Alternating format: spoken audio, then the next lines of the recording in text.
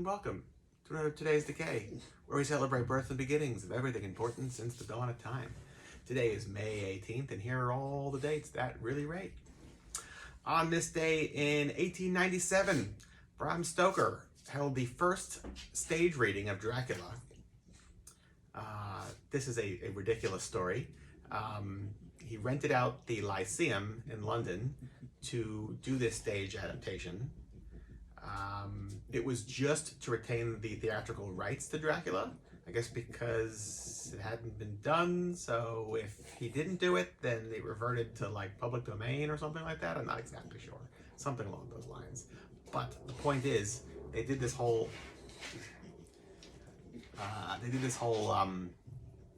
stage play for like a couple of stagehands and a dog is the way I remember reading it. And this was the first time it was ever done live. I love the concept. Right? Absurd. On this day, 1911, Big Joe Turner was born. I happen to love Big Joe Turner. Some of the best rock and roll dance music, blues shouters. What is going on down there? Louis has definitely found something interesting on the floor. I don't know. Anyway, so the way it was told to me from Anthony from, what was the name of their band? I always forget. It was like a Gang of Four type band. Not Four on the Floor. Maybe. I forget. Anyway, he had a record store above Witch's Brew in West Hempstead, I think is where Witch's Brew is. Still is.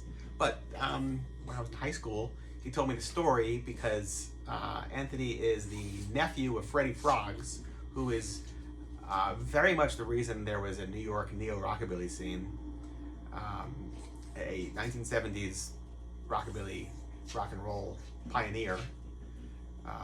Anyway, so Freddie, this is probably in the 80s, took a young Anthony to see Big Joe Turner. And the story as it was told was like that Big Joe got his start as like actually a bartender in like big dance halls in the 30s. And like the stage would be at the front of the room and the bar would be in the back. And he had such a loud voice that he could like mix drinks and sing while the band's in the front and he's not mic'd and he's like doing his thing and taking orders and stuff. And he was just had that powerful of a voice like back in the 30s when he got started. So Freddie and Anthony go to see him. Plays a great show. He's an older man. You know, it's literally 50 years later. And Freddie pulled some strings and they got backstage to meet him. In between, he was playing 2 sets. And Big Joe was like, guys, it's great to meet you, but I got to run back to my hotel and grab my microphone for the second set. I'm getting older. I can't do the whole thing unmiked anymore. They had no idea that what they saw was an unmiked performance of a, you know, rock and roll legend at the near end of his life. Awesome, right? I love that story. What else? Mark Mothersbaugh, born on this day, 1950. Mila Nurmi's return to television via The Vampira Show on Channel 9, premiered on this day, 1956. This was like her second show. This was like her hope for this whole thing to continue because her original 54 show ran for about a year and a half and then was canceled. And then this was picked up and ran for I think about 6 months or so. And then that was it. It's those 2 appearances on television, those 2 shows, that I think all together it was maybe about a year and a half's time. After that, she doesn't appear again as Vampira, although she does like guest appearances, walk-ons on TV shows, like variety shows, things of that nature, stage shows in Vegas and other things like that. But these are the 2 times she's really Vampira horror hosting proper.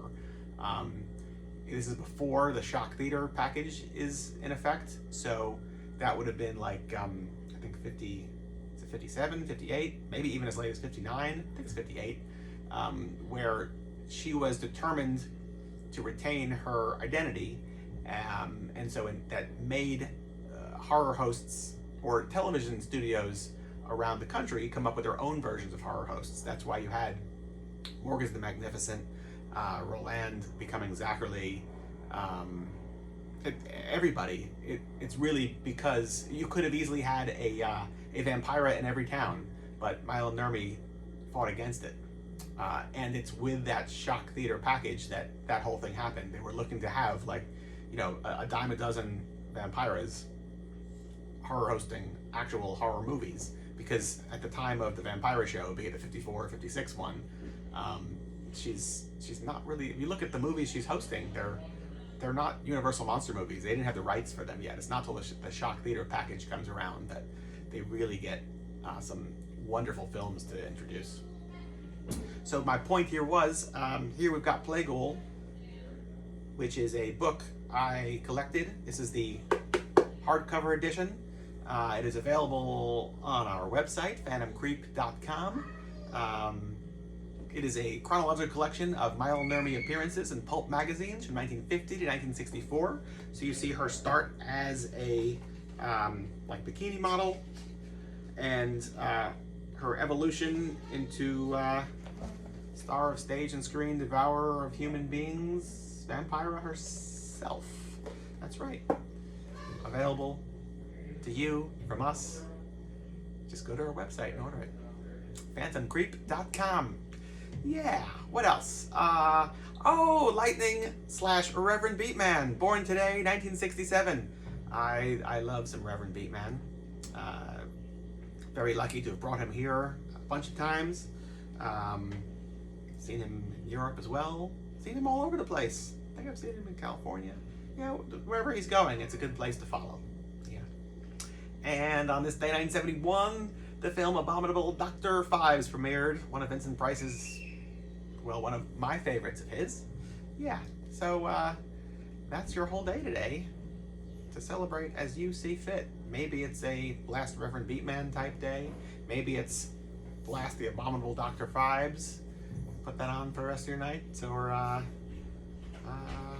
find yourself cracking open your brand new copy of Playghoul, right? Also, we are offering this month as a special Today's Decay t-shirts, which will be featuring this wonderful artwork for Grim Death. This is a part of the Not at Night series, and it was edited by Christine Campbell Thompson.